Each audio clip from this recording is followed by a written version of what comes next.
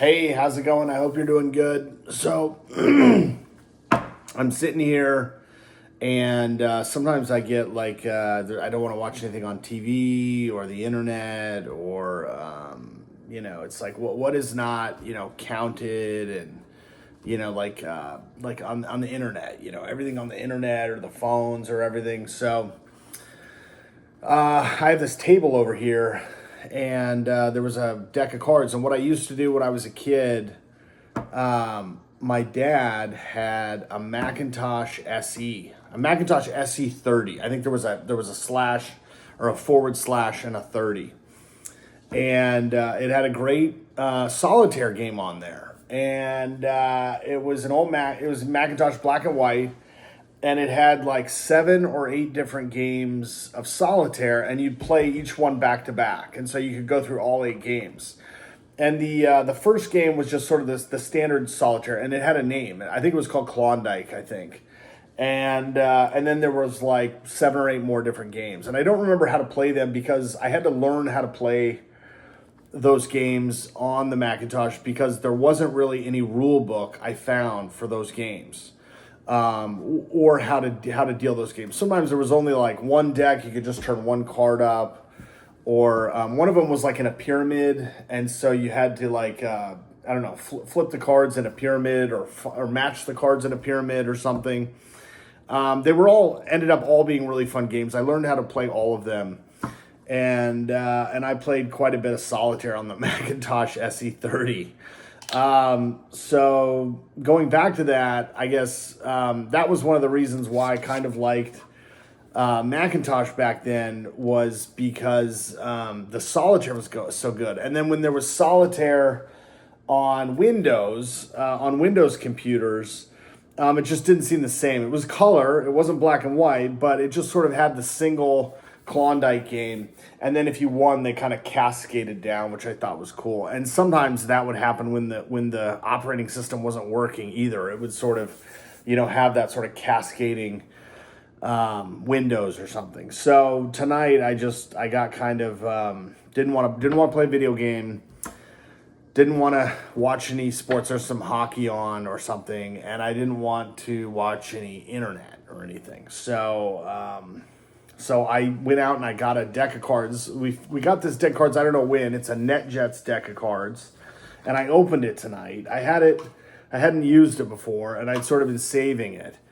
And, board games are totally different. I mean, when I was growing up, board games were like something you could really sort of get into and play. And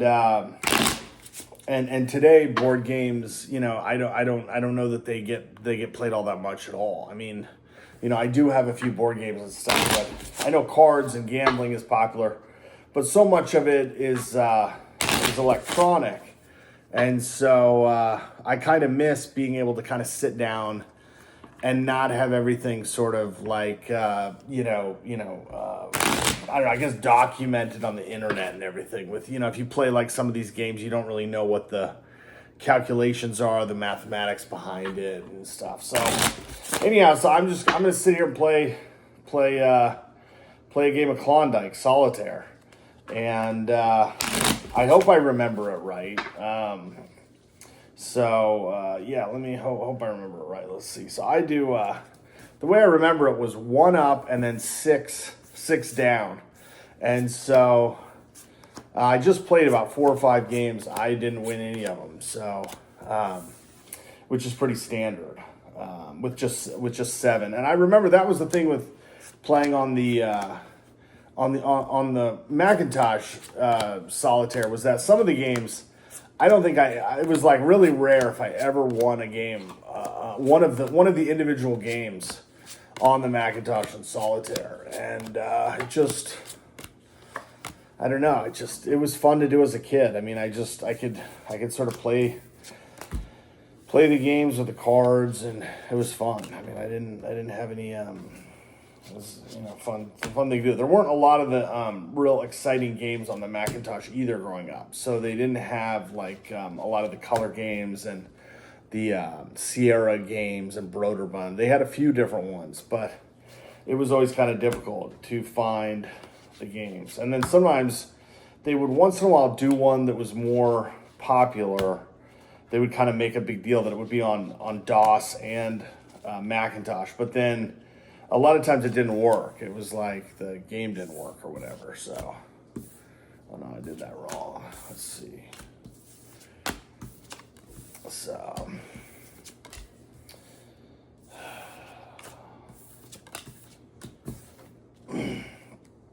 I never got too much into gambling because it was always so expensive. I never had any money to really gamble that much. So it was like, I would sometimes see where there was gambling, and I thought I couldn't imagine spending any of that money gambling. I just never had that much money, so I never gambled that much. So.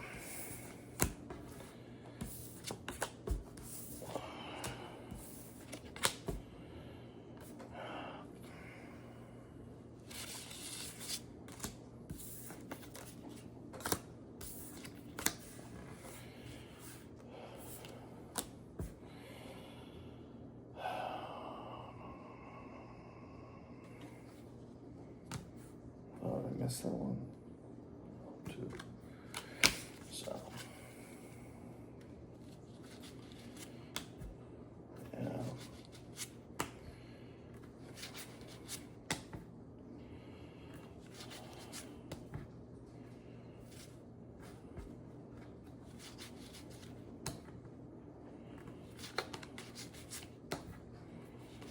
That's all.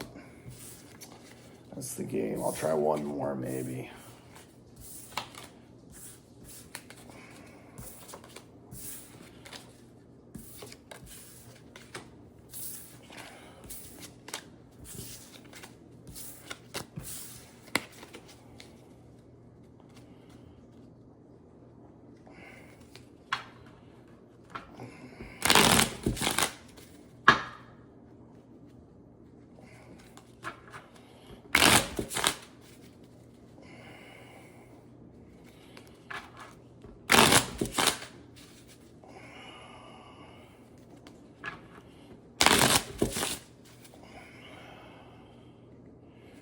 Yeah, when I was a boy, I really liked to play card games and some board games.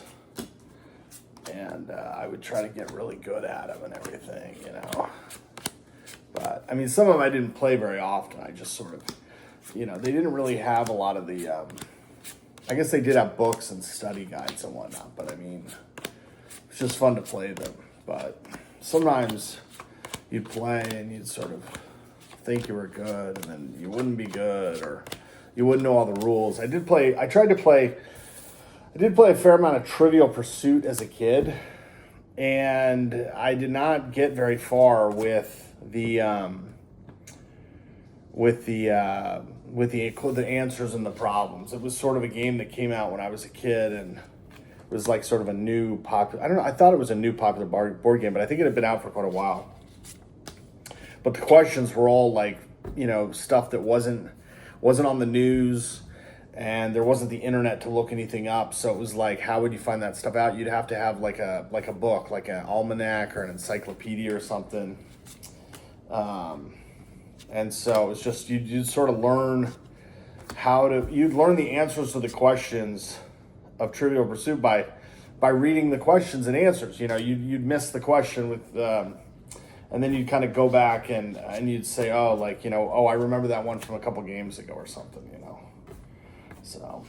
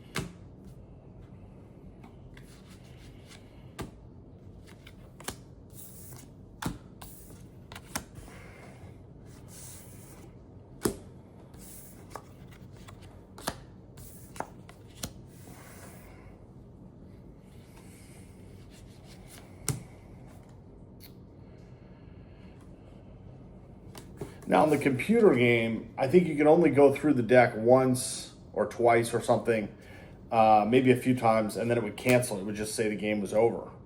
But when I played on my own, I could go through the deck, and sometimes you would get like one. If you could get one card, you could kind of keep the deck going. But yeah, I don't know. Yeah, it looks like that's the game. All right. Well, anyway, that is Trivial Pursuit, not Trivial Pursuit, Klondike, Solitaire. But anyway, I was just kind of hanging out and playing cards because I didn't really want to do anything electronically, and it's kind of a way to unplug. I guess I could read a book. I haven't bought a book in a while, and I could read a book, but I got into books, and then, honestly, I felt like I was worried that, like, with all the AI, I was like, oh, maybe the books are going to end up being AI.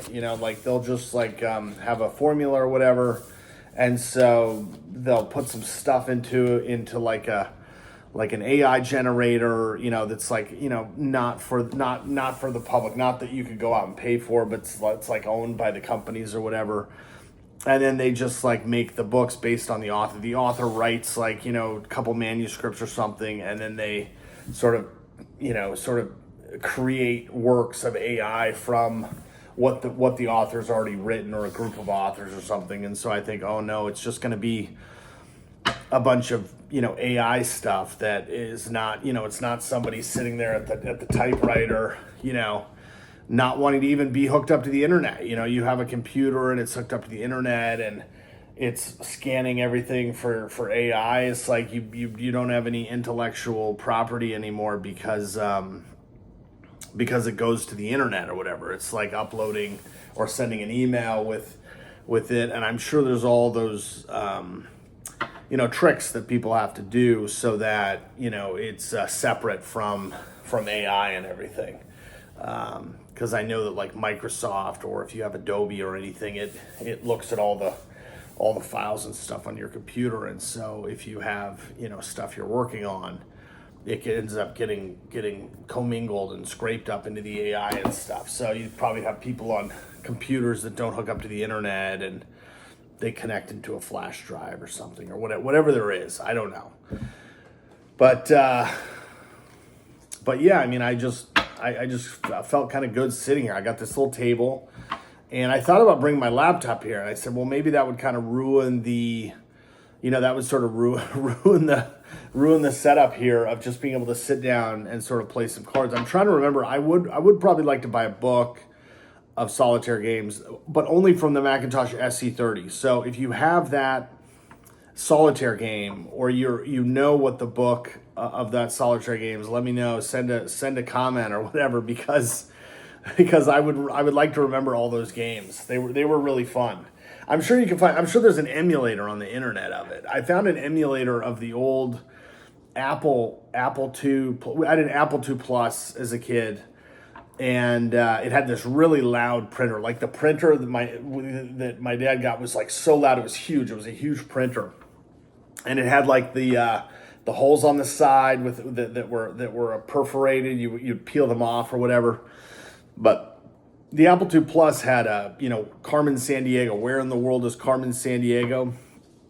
And so, and Spitfire. I think Spitfire, Carmen Sandiego, and my buddy had some of the newer, better games. Spitfire was like one of those flying games where it sort of looks like a teepee or something on the screen, and you try to like guide it. And I never really understood how to play it very much, But Carmen Sandiego was a fun game. I heard about it. I read about it. I must have read about it in a magazine or on the TV or something. And it was a fun game. It came with like a little almanac. And so you'd look up where the characters were going. And it had like Buenos Aires. I remember seeing that in Where in the World is Carmen Sandiego. It had Buenos Aires and Istanbul. And I thought, oh man, this is the first I've ever heard of these places, and it was, the evil characters had escaped to those places. And you have to find out what the landmarks are, what the issues with the city were. It was a fun game. I mean, even then, I got nervous. You know, the knife would fly across the screen and hit the side before you caught Carmen, or you caught bad guys before you even got to Carmen. I think it was a tough game. It was fun. So anyhow, I hope you're doing good. And if you know those solitaire games, you know, let me know or whatever. Anyhow, I hope you're doing good. Talk to you later. Bye bye.